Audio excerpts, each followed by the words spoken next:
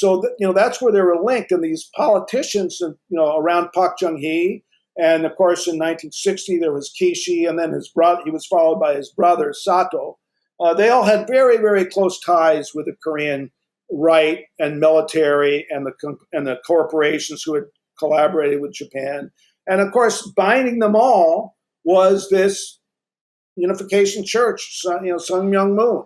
I was about to say. So you're talking about the revolution, or not the revolution, the coup by Park Chung-hee. Well, a lot of the people that participated in that were members of the Unification Church. And following that coup, I mean, the Unification Church basically became a major tool of the Korean CIA, the KCIA, which I think we last talked about in our episode about K-pop. Yeah, seriously. I was just thinking, I was like, wow, it's been a minute. They have a thing or two to do with that as well. Yeah. But the Unification Church basically became a tool of not only like influence operations, which is sort of what they're most famous for in the US, but they really became leaders in the global anti-communist movement and really spearheaded organizations like the World Anti-Communist League, which is come up a lot on this. Because imagine, for those of you who have never listened to one of our episodes that mentioned this storied organization, imagine you took basically everybody who killed peasants, Jews, or any kind of minority, did any kind of genocide, all of the worst guys from World War II, and then the people who really wanted to be like them in the post-war period. Imagine you put them in a kind of Rotary Club International. It's like the fascist Justice League. Yes. Right, that's what it was. And they had like obscure fascists in there too. Yeah. They had Albanian, like fascists from countries of like 2 million people in that motherfucker. And the Unification Church was a huge part of it, along, of course, with the KMT out of Taiwan, a huge part of that. Right. Taiwan. It was just, at the time, it was like the World Anti-Communist League, South Korea, elements in Japan, Taiwan.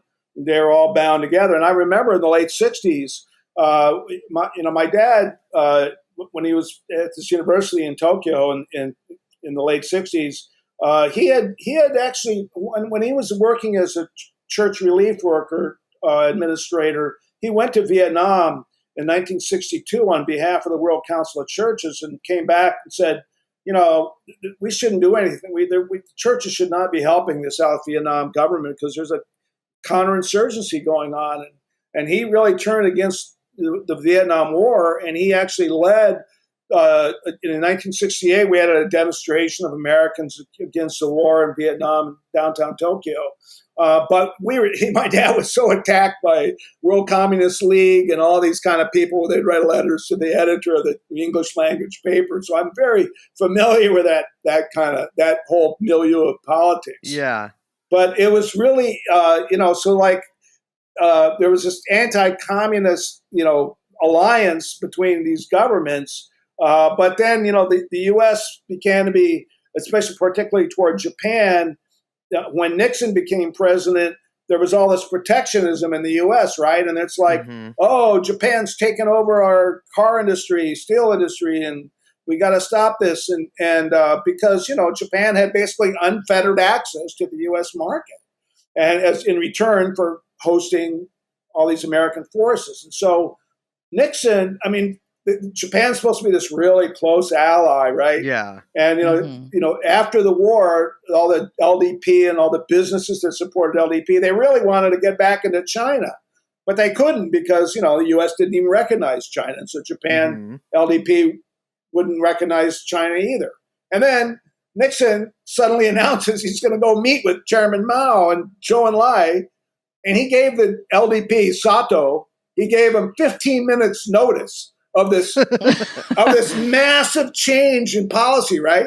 That does feel very Nixonian. I forgot to mention, I'm touching down in Beijing in 15. You guys are good to go. Don't worry about it. Yeah, don't worry. We're still here for you. But drunk off his ass, probably. The story is that Sato broke down and wept. He was so upset by this. But of course, after that, Japan, open relationship with China, and lots of Japanese businesses went in. But my point is that, this LDP that's been in power for so long and especially Abe. They're like such obsequious pro-American. They never stand up to the U.S. They will do whatever the U.S. wants, basically. And the situation is epitomized by the fact that U.S. military in Japan has basically, complete access to Japanese skies with aircraft. Right? There's been reports in the Japanese newspapers recently, particularly the Asahi newspaper, with showing these photographs of American military helicopters flying low over Tokyo. And like no Japanese aircraft are allowed to do that, but Americans, fine. I mean, how can you call a country sovereign when American military has so much power? I mean, can you imagine being in New York and having French helicopters flying around Manhattan and like Americans can't? I mean, it's kind of obscene. But like American politicians love the obsequiousness of the Japanese LDP, and that's why everybody from Stephen Miller to Hillary Clinton to Donald Trump to Biden to Blinken, all these people are just rapturous about Abe as this great champion of, and how he Obama, Obama, everybody, best friends, all the Democrats and Republicans. It's just nauseating to watch because I guess it just. What makes me really angry about it is that they know very well, especially people like Clinton, who've served at high levels in the U.S. government. They know very well from intelligence they could get access to of how Abe's position on the Japanese war crimes, denial, ridiculing the idea that these comfort women who are so-called comfort women who are kidnapped to serve in Japanese comfort stations where they serve Japanese soldiers all over the war front. They deny this. And that was the big, the big point of the right wing of the LDP led by Abe was that, Japan's problem in World War II was not, human rights violations and its bloody invasions of slaughter of people in China, Nanking massacre and that kind of thing. The problem was that they attacked the United States. Yeah. So, everything else, fine. We did so great in Asia, the Korean people loved us for what we did and so on and so forth. And so they're the denialists. I mean, Japan never went through a kind of denazification that Germany did.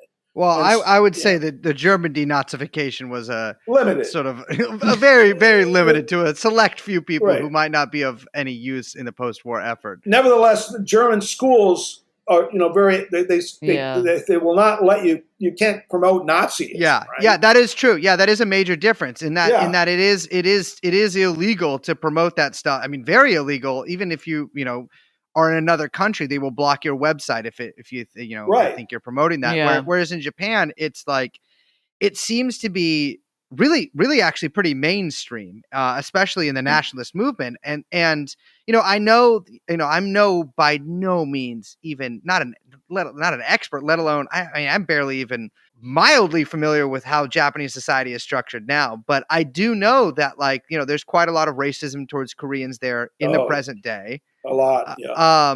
And that it is pretty mainstream to essentially believe that all this talk about comfort women and these rapes and these massacres are, if not overblown, actually totally, totally false and invented to sort of get back at Japan.